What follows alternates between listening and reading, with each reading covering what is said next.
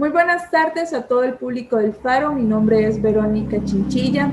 El día de hoy estaré conversando con don Welmer Ramos, quien es actual diputado por la fracción oficialista, es economista y también fue exministro de Economía en la administración de don Luis Guillermo Solís.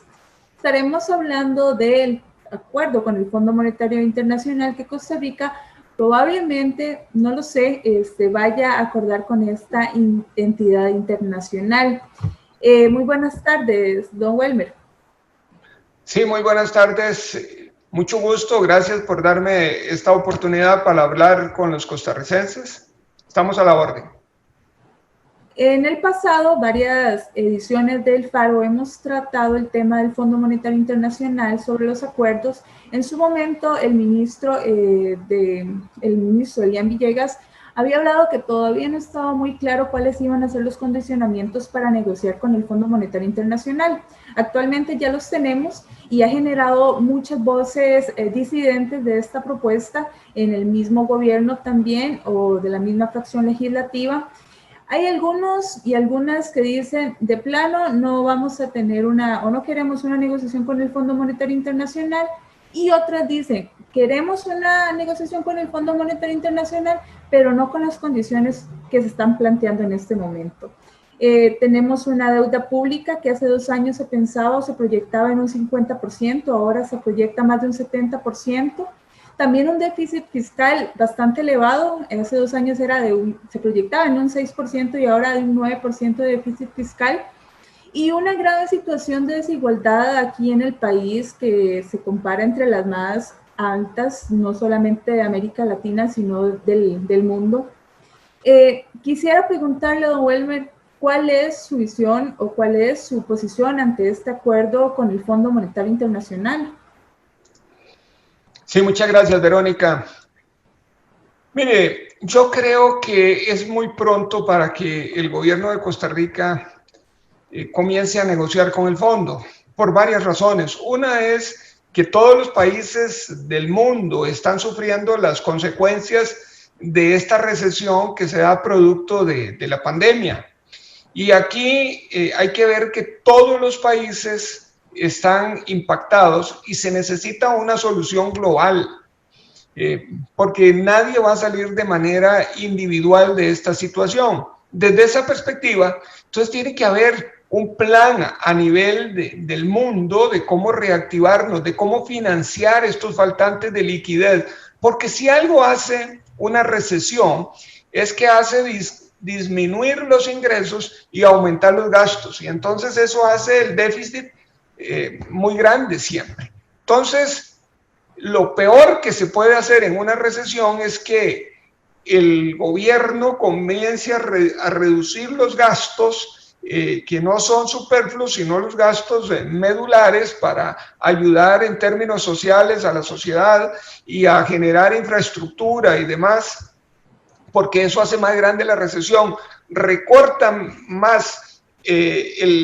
la demanda agregada y eso tiene implicaciones multiplicativas en la economía y reduce más las posibilidades de reactivar. Entonces, desde esa perspectiva, yo creo que lo que tiene que hacer Costa Rica es liderar un gran esfuerzo a nivel de países de renta media para que como organismos, ahora sí, como el Fondo Monetario, ordenando todos los bancos multilaterales que existen en América Latina, como el BCE, como el FLAR, como el BID, como algún banco del Caribe y demás, y ver cómo atraemos los fondos necesarios para financiar este bache, porque el problema que tiene Costa Rica y muchos países de América Latina no es el monto de la deuda con respecto al PIB, es importante, sino cómo está financiado, porque está financiado a tasas de interés muy altas y a plazos muy cortos, y entonces eso lo torna inmanejable. Lo que necesitamos es ver cómo hacemos ese cúmulo de dinero para financiar a más largo plazo. Le pongo solo un ejemplo, Verónica. Claro, para ir tal vez profundizando en algunas de esas posturas, bueno, usted menciona en otros espacios que es necesaria una reforma del mercado, ¿verdad? Costa Rica tiene el costo de vida sumamente alto, también en comparación con los países latinoamericanos. ¿Cómo implicaría esa o qué implicaría esa reforma del mercado para poder alivianar la carga económica que viven ya los hogares del país? Sí. Verónica, tal vez para terminarle la idea anterior, yo veo que el gobierno salió con un ajuste que tiene que ver cómo disminuyo gastos y cómo aumento ingresos, y entonces esa ha sido la propuesta que nos ha hecho. Desde la perspectiva de un país, creo que el Ejecutivo ha fallado en una cosa.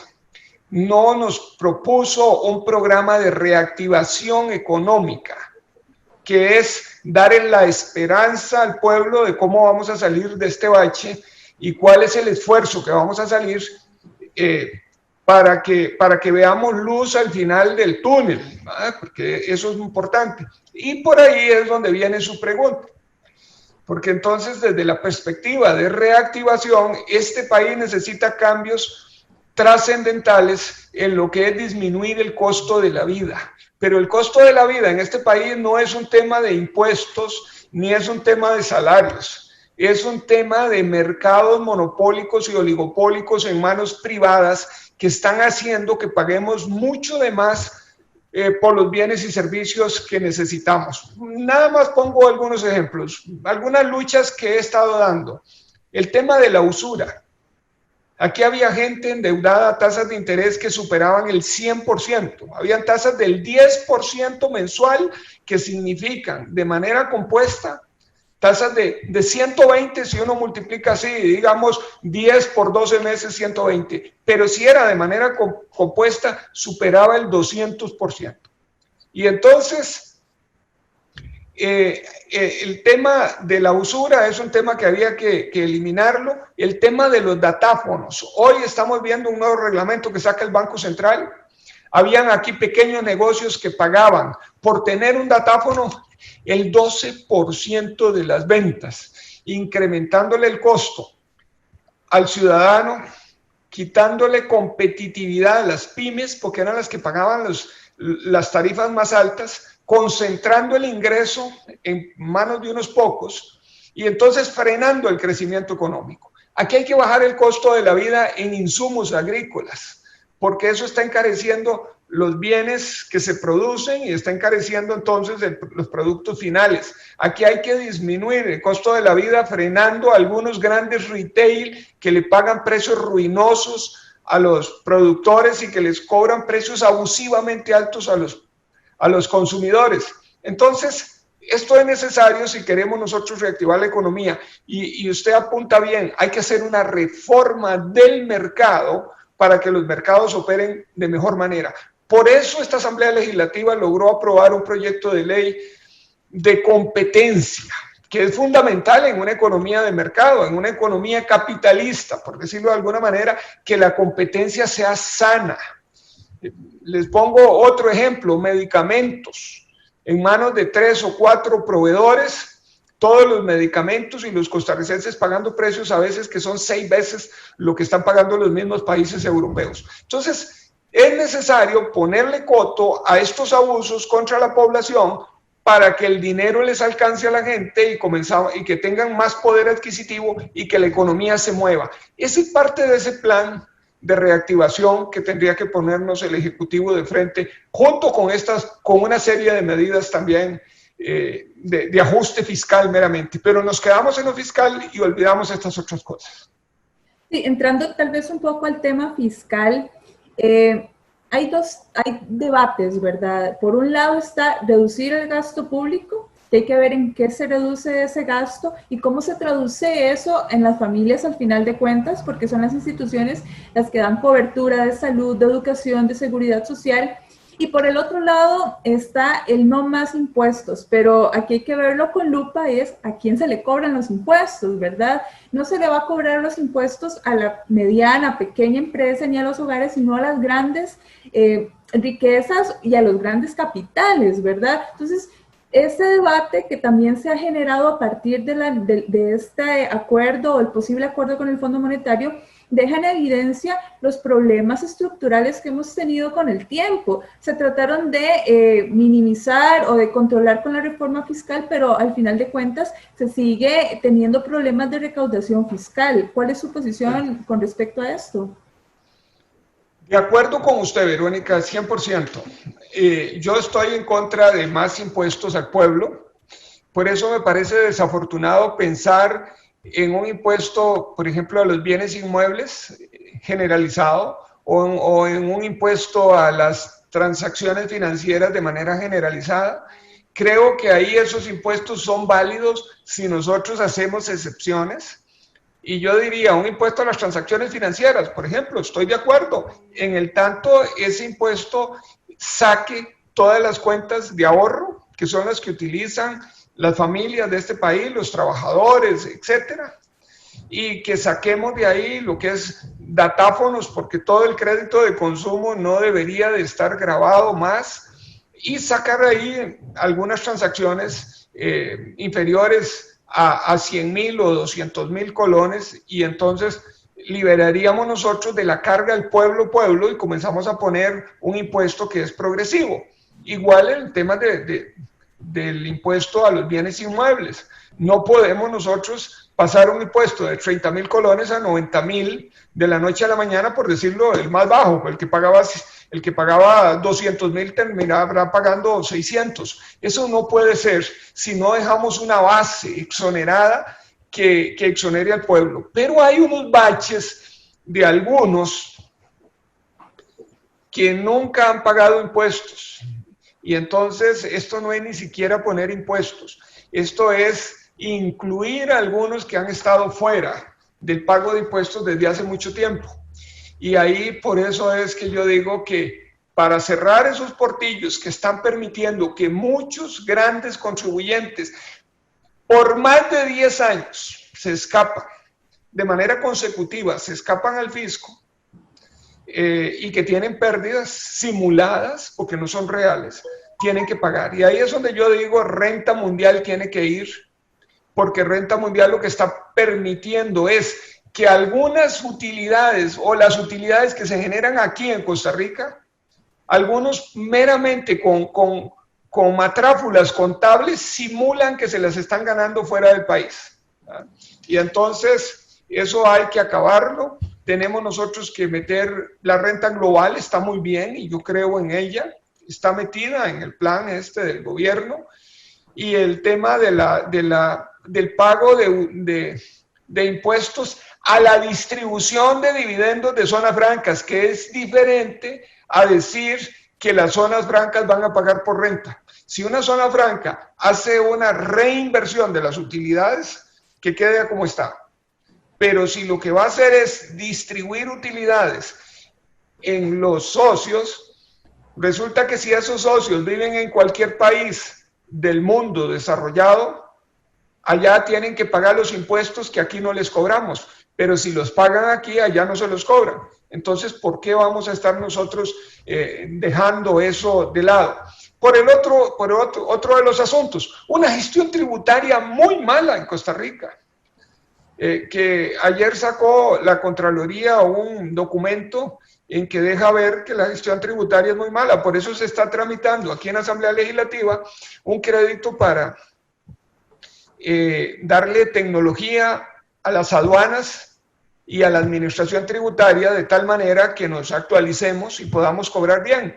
Yo creo que por ahí hay una gran beta de donde podemos nosotros generar muchas ganancias, digamos, en términos recaudatorios, y que sí tenemos que poner más impuestos, sí tenemos que poner, yo no puedo ser populista y decir que no, pero los impuestos tienen que ser progresivos a sectores que no han pagado, y ya al pueblo no se le debe imponer más cargas. El tema de la renta mundial se relaciona con el tema así de eludir, ¿verdad? El presupuesto, grandes ganancias que podrían quedarse aquí en nuestro país ¿Cuánto se podría recaudar o cómo funcionaría eso ya en el día a día y cómo se traduce al final de cuentas en el presupuesto del país, en el presupuesto costarricense? Tal vez pongamos un ejemplo para entender esto, porque a veces los economistas decimos algunas cosas, Verónica, y que no nos damos a explicar, ¿verdad?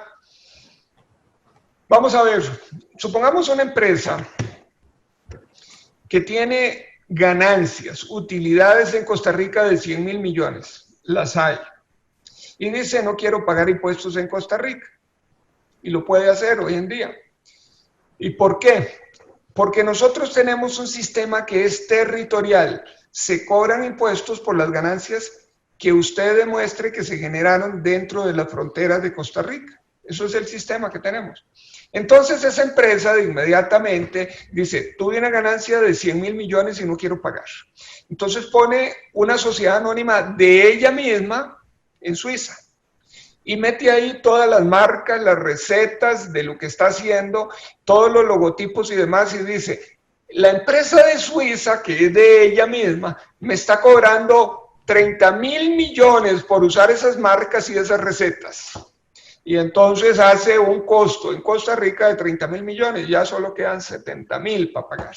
Ya disimuló esos 30.000 como si fueran extranjeros. Pone una empresa en Panamá de papel, todas son de papel, y esa empresa de Panamá se encarga de comprarle los insumos que necesita para hacer lo que está produciendo aquí, y ahí entonces va a comprar los insumos y le vende a la empresa que es de ella misma en Costa Rica al doble de precio. Entonces ya deja una ganancia grandísima y supongamos que esos son otros 30.000 millones. Entonces ya sacó 60.000.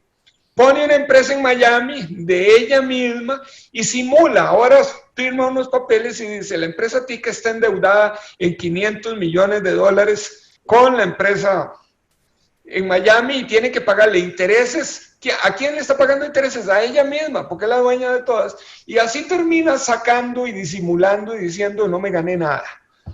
Con meras transacciones de papel en el mundo. Y eso todo se llama elusión, porque es legal.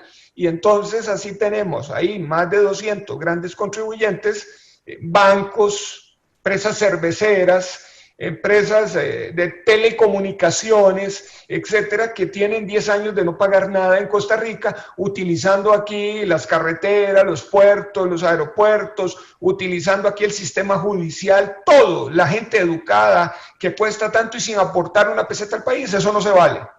¿Qué es lo que hace la renta mundial? Decirles, ok, si usted está aquí en Costa Rica y está gestionando, usted me informa cuánto se ganaron sus empresas de la cual usted es dueña en el resto del mundo. Y entonces le dice después, usted me informa eso, los impuestos que no pagó allá afuera, viene y me los paga aquí. Yo no le voy a cobrar impuesto sobre impuesto, o no le voy a cobrar doble. No, lo que ya pagó allá, yo se lo tomo como que está pagado. Pero si usted le pagó a Suiza nada más el 1% por tener las marcas y demás, en Costa Rica la renta es 30%, tiene que venir a pagar el 29% restante aquí. Eso hace Estados Unidos con sus empresas, eso hace Europa con sus empresas, hace Japón, hace Corea del Sur, todos los países de buen ver lo hacen. Y Costa Rica no lo hace, entonces tiene un hueco, un portillo, para que les simulen que se ganaron la renta afuera y nos tengan a nosotros, los costarricenses de base, pagando todos los impuestos, porque es el colmo. Ya es el colmo lo siguiente, que en Costa Rica la medición de la distribución del ingreso es la misma antes de impuestos que después de impuestos. En Europa, cuando usted mide cómo es la distribución del ingreso entre toda la población antes de impuestos, es verdaderamente malilla, pero después de impuestos resulta que los que pagan impuestos son los ricos para dar que el Estado pueda dar esos bienes y servicios a todo el resto de la población, y entonces se empareja un poco la distribución de ingresos, lo que se llama el coeficiente de Gini. En Costa Rica es exactamente lo mismo, el coeficiente de Gini, antes de impuestos que después de impuestos. Quiere decir que la población en general es la que paga los impuestos para que le den los servicios a la misma población, porque no hay ninguna redistribución. Con esto también me lleva al tema de grabar las zonas francas, y es de que se crea el mito de que entre más impuestos, menos van a querer venir empresas internacionales o extranjeras a trabajar o a generar empleo en Costa Rica. Eso es un mito, ¿no? Principalmente también con las zonas francas. Verónica, tiene usted toda la razón. Ese es un reduccionismo extremo y eso es una ignorancia económica muy grande. Usted apunta a un tema que es verdaderamente importante. Si los impuestos, si los bajos impuestos fueran lo que atrajeran empresas a un país, empresas a un país, entonces países como Haití o Guatemala, que tienen impuestos que son casi la mitad de los de Costa Rica, fueran emporios de empresas. Ahí estuvieran todas las empresas y no van, porque las empresas no es el tema de impuestos lo más importante. Lo más importante para que una empresa vaya a un país es que ese país tenga infraestructura de calidad, que ese país tenga gente educada que le permita generar los bienes y servicios de alto valor agregado. Es que ese país tenga paz social, que tenga un sistema judicial que sea independiente del sistema político, para que si hay problemas la empresa pueda estar segura de que se va a solucionar con justicia.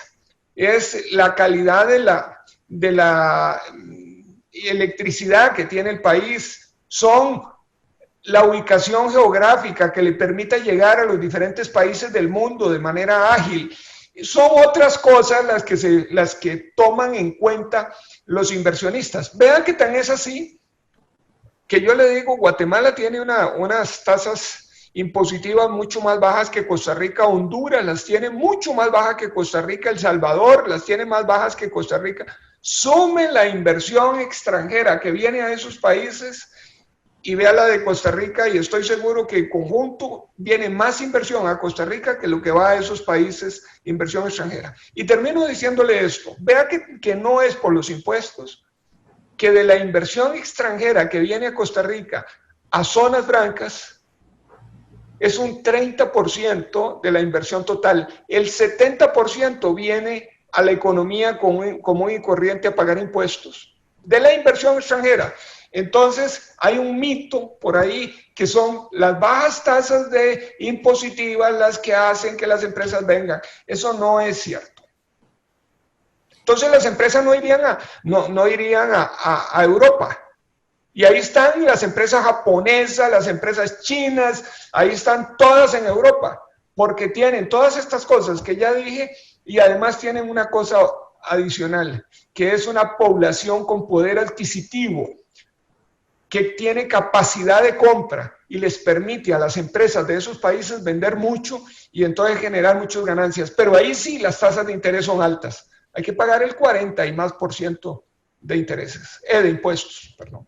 Claro, es una contradicción a veces porque se pretende reducir el gasto público que va destinado precisamente a los beneficios sociales como la educación, como la salud, como la seguridad, y quieren trasladar tal vez esa responsabilidad o esas deficiencias que va a generar la reducción a estas instituciones al tema de impuestos. Entonces, eso es como parte de las reflexiones que hay que hacer como ciudadanía y de la importancia que hay que también tenerle a las instituciones públicas, porque está abierta todavía la posibilidad de continuar vendiendo instituciones. Ya es casi un hecho que el VIXA se va a vender, que la FANAL se va a vender, y quién sabe si posteriormente va a venir con el ICE o con otras instituciones que ya en la historia se han querido privatizar, y que también van a generar algún tipo de deficiencia a futuro, porque estas empresas, aunque son del Estado, también van a tributar, y también a partir de los tributos, que es por ley, benefician a otros programas sociales que eso no lo van a beneficiar cuando estas sean privatizadas, básicamente. Quería preguntarle acerca de lo que usted comentaba y es de la deuda y de las tasas tan altas. ¿Cómo llega Costa Rica a tener tal vez una deuda con tasas tan altas y que esto no se haya solucionado en el tiempo? Verónica, pero usted me deja con otro tema, me pone dos. Vamos a ver, voy a empezar porque estoy de acuerdo con usted en lo siguiente. Vender empresas. Cuando se quiere vender una empresa del Estado que es sumamente rentable, lo que hay que demostrar es que esa venta le va a generar un ingreso mucho mayor al Estado que tenerla en su propiedad. Y entonces cuando se dice quiero vender VIXA o quiero vender Fanal, yo quiero ver las cifras, no la ocurrencia, porque tengo que decirlo así. Vamos a ver, es que algunos dirán, pero ese no es diputado del gobierno. No, yo no soy diputado del gobierno, yo soy diputado nacional. Por encima de las banderías políticas está el país. Y entonces a mí que me demuestren racionalmente que la venta de una institución pública es mejor que conservarla, que da más ingresos a través del tiempo venderla que conservarla, pero o al revés. Y eso no lo han demostrado. El solo hecho de querer vender es porque yo supongo que es, si no hay cifras es porque alguien quiere comprar y eso es cosa diferente. Ok, dicho esto, paso al tema de la deuda. Resulta que Costa Rica tiene una deuda, como usted bien lo apuntó, que debe andar ya por el 60% del PIB o el 70%, debe andar ahí en medio de eso. Es una deuda muy alta y entonces esa deuda tan alta resulta que nosotros tenemos que ver cómo la... para nosotros, no, perdón, decía que es muy alta, no es tan alta. Si nosotros la comparamos con un país como Japón, resulta que la deuda no es tan alta. Japón tiene 234% de la deuda con respecto al PIB. 234. Uno se va a Italia. Italia tiene una deuda que es el doble de la tica en términos de PIB, ¿verdad? Porque hay que compararla con el ingreso. Uno se va a la deuda de Estados Unidos, llega al 110 del PIB y Costa Rica apenas 65, pongámosle, y tenemos problemas y esos países no tienen ninguno. Y entonces uno dice, ya, ¿dónde está el problema? El problema está la tasa de interés altísima que le están cobrando a Costa Rica, que no tiene que ver con asuntos de riesgo y el cortísimo plazo con que le financian. Resulta que el Estado costarricense por ley tiene que financiarse aquí adentro porque necesita 38 votos para poder contratar un crédito externo. Y entonces lo tienen condenado a financiarse en un mercado financiero oligopólico, pequeñito, muy pequeñito, y además de corto plazo, que le cobra tasas de interés altísimas. Aquí hay que hacer una reestructuración total y yo creo que aquí el Banco Central tiene que comenzar a ver diferentes opciones y a ver cómo pelea contra ese oligopolio financiero que le está extrayendo demasiados recursos al Estado, a las empresas y a la población, porque un crédito de vivienda al 12% en Costa Rica, mientras que en Chile está al 4%. No se vale. O mientras con el mismo nivel de inflación en otro país está mucho más bajo. Y ustedes me dirán, es que Costa Rica es diferente. No, Costa Rica tiene apertura total en el mercado de capitales. Cualquiera puede contratar afuera, excepto el gobierno, pero cualquiera puede contratar afuera deuda y traer aquí adentro y mover capitales de adentro para afuera libremente. Entonces debería... Si la economía funciona, la única diferencia que hubiera entre Costa Rica y los países desarrollados debería ser el riesgo país, que para nada es de los niveles que tenemos hoy en tasas tan altas. Ya me conecta eso con el papel del Banco Central. Las reservas del Banco Central son bastante amplias y hay diferentes mecanismos que uno puede esperar del Banco Central, ¿verdad? Elian Villegas nos comentaba y nos decía, bueno, es que el Banco Central va a disponer de ese dinero a la banca para que sean los afiliados los que accedan a esos recursos. Mientras que otras personas dicen, bueno, el Banco Central lo que podría hacer es comprar bonos al Estado para que el Estado adquiera liquidez y pueda darle dinero o los recursos necesarios para el sistema de salud, por ejemplo, que en esta pandemia ha llegado al límite, ¿verdad? ¿Cuál es el papel del Banco Central en esta reactivación económica que va a tener que hacer Costa Rica en un corto, mediano y largo plazo?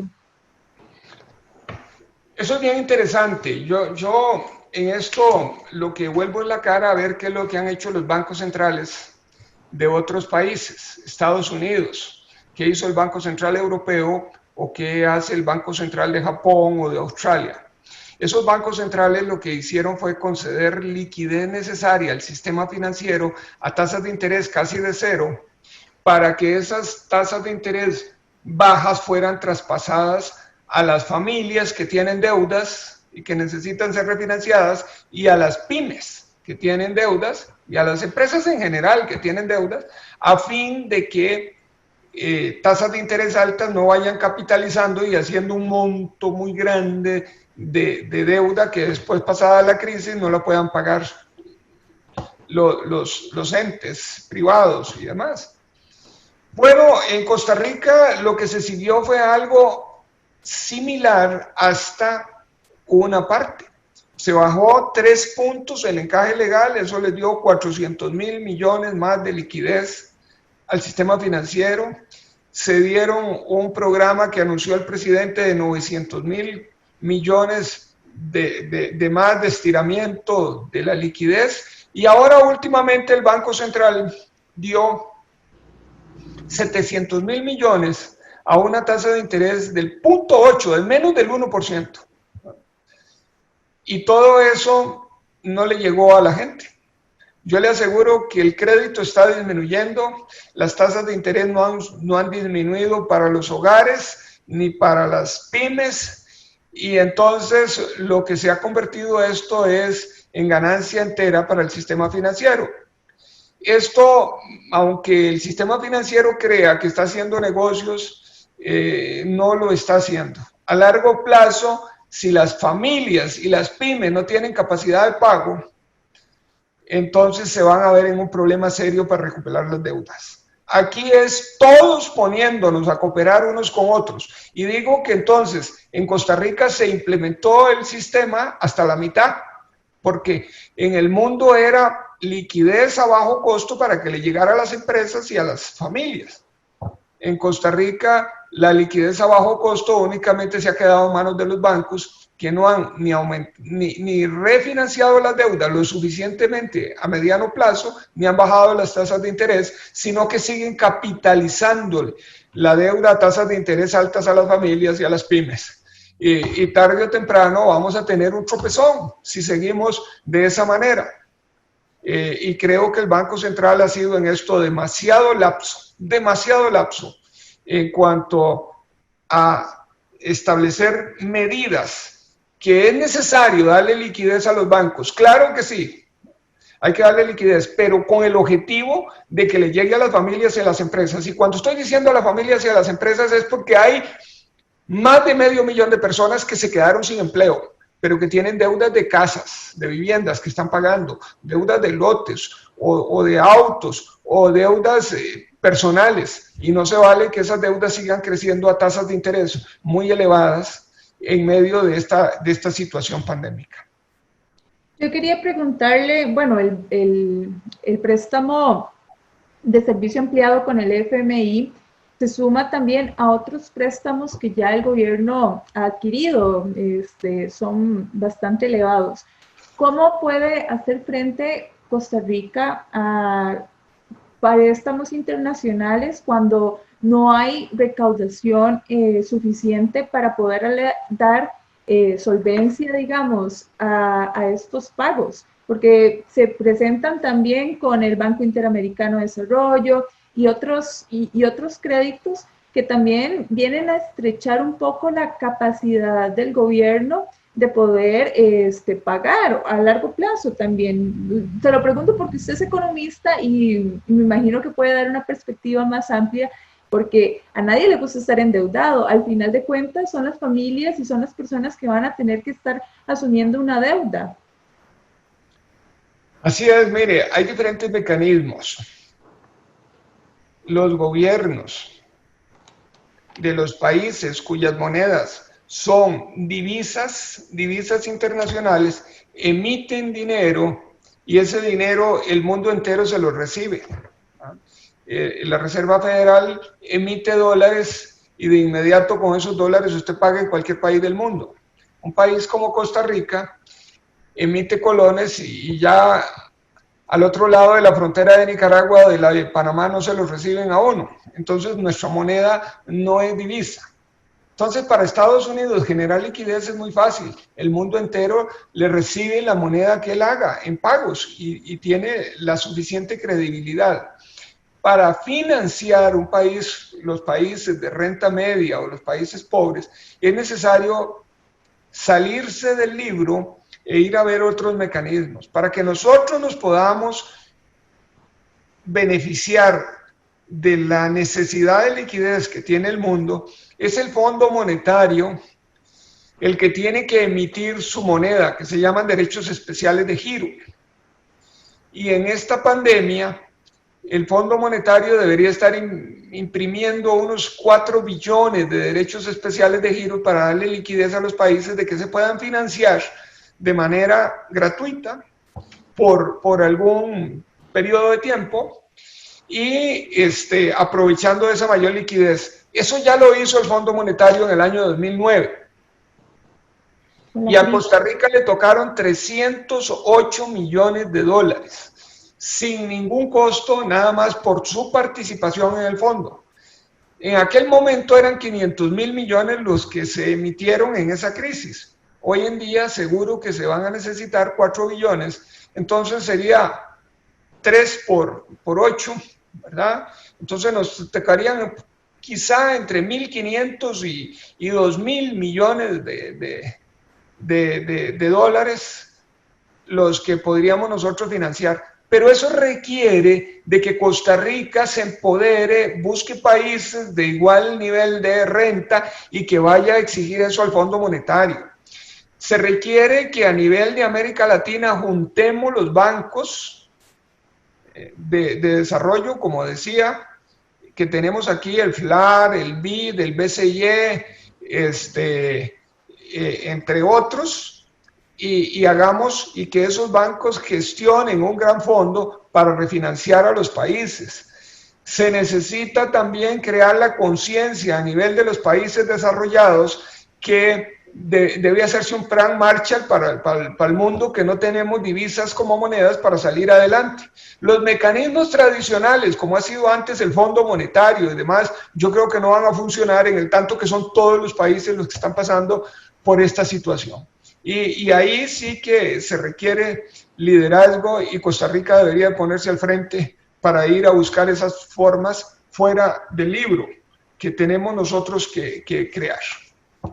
Quizás para ir ya concluyendo, y si tiene algún otro tema que crea relevante mencionar adelante, y es qué se necesita para que Costa Rica camine por el rumbo que debe caminar, disminuyendo la desigualdad, creando mayor justicia tributaria, porque muchas de las propuestas que han salido de la ciudadanía siguen sin escucharse por parte del gobierno, porque ya hay bastantes sectores que dicen grábense las riquezas, ya hay proyectos presentados también con esto, y entonces, ¿qué nos falta? ¿Qué le falta a ese gobierno para que pueda poner un poco más de atención a esos sectores vulnerables que están pidiendo auxilio, básicamente?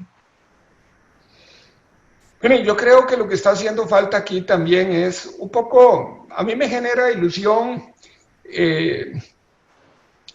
que este país tiene la capacidad de dialogar cuando se ve en estas difíciles trances de la historia y que esto lo podemos solucionar dialogando. y que lo que ha propuesto el gobierno es una base para iniciar el diálogo, y ese diálogo no solamente tiene que ser entre los diputados, tienen que haber aquí los sectores sociales involucrados todos, para que lleguemos a acuerdos. Aquí en el tiempo de don Abel Pacheco llegamos a un acuerdo en una comisión mixta para equilibrar las finanzas públicas y se hizo de una manera muy razonada. Creo que hay que hablar en ese sentido, deberíamos de balancear las cargas, que hay que balancearlas, sí, entre los diferentes actores. Aquí hay sectores que han estado excluidos del sostenimiento del Estado, que son muy poderosos y que han recibido en el pasado muchas ayudas. Aquí se dieron CATs, aquí se dieron contratos de exportación, programas de incentivos industriales, etcétera, que significaron más de 15 puntos del PIB de dinero constante y sonante que se le dieron a grupos para que generaran empresariedad. Y se siguen dando exoneraciones y demás. Bueno, esos grupos hoy que ya están fortalecidos tienen que saber que tienen que ser generosos y que tienen que retribuir a la sociedad en medio de esta pandemia. Nosotros aquí no podemos debilitar los programas para atender a la población vulnerable y en pobreza. Un país que tiene un destino común, solidario, en estos momentos tenemos nosotros que hacer aportes significativos y más fuertes para sostener esos programas sociales, para que nadie aquí la pase re mal por falta de solidaridad. Pero también tenemos que crear todo un plan de reactivación. Y esto pasa por inversión pública. Hay mucha inversión pública que hoy en día está financiada, que desgraciadamente tenemos unos procedimientos muy obsoletos, arcaicos, que se tardan demasiado tiempo en llevarla adelante. Yo soy de los que creo que la inversión pública ya hay que ponerla a dinamizarla.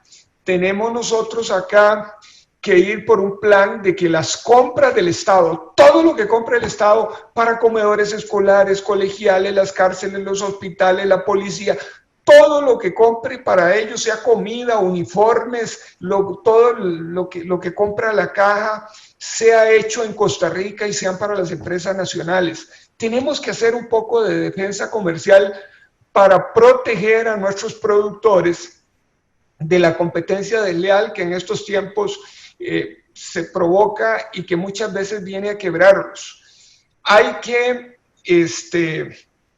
ver que los mercados funcionen de manera eficiente. Esa es la base del capitalismo, pero mercados eficientes no pueden ser mercados injustos, que le paguen a los productores ruina y que le cobren a los consumidores precios exorbitantemente altos, y eso urge hacerlo. Todo este programa, hay que hacer un programa para darles paz a las familias y a las pymes que hoy perdieron el trabajo pero que tienen deudas, y decirles, bueno, por un tiempo prudencial, las tasas de interés de ustedes van a ser lo suficientemente bajas para que esas deudas no se capitalicen, no crezcan de manera exponencial. Y hay que generar esa esperanza de que vamos a salir de esto, que vamos a salir en mejores condiciones. Y yo creo que ahí es donde nos está haciendo falta. Estamos en una crisis que ha tenido muy ocupado a un gobierno de la República, a un ministerio de Hacienda, pero que uno esperaría que ya esté decantándose también por este plan de reactivación. Verónica, yo creo que eso es lo que sigue. Yo creo en el diálogo y creo que también tenemos esa capacidad de generar las ideas necesarias y la solidaridad para salir adelante de esta crisis y salir con una sociedad solidaria y mucho menos desigual que como fue la sociedad cuando entramos a la crisis. Muchas gracias, Welmer, por sus apreciaciones, por compartir con nosotros en el Faro también todo una perspectiva más que difícilmente pueda llegar también a otros espacios de medios de comunicación que a veces solamente quieren escuchar unas ideas o solamente quieren posicionar uno de los temas en específico. Nosotros tratamos de diversificar bastante o de diversificar más los puntos de vista no solamente de aquellos con grandes audiencias o con gran capacidad económica que pueden transmitir un mensaje. Entonces le agradezco por eso y que el Faro tiene las puertas abiertas también hacia otras personas o hacia otros pensamientos que tratan de posicionar un punto de vista diverso. Entonces, muchísimas gracias una vez más por su compañía y a ver qué sucede, ¿verdad? A ver si los grandes capitales y las grandes riquezas aportan un poquito, porque lo que van a aportar no va a significar la pobreza de esos sectores, pero va a significar la riqueza o la vida o la sostenibilidad de muchas de las familias del país. Así que bienvenido sea también al Faro en cuanto usted guste.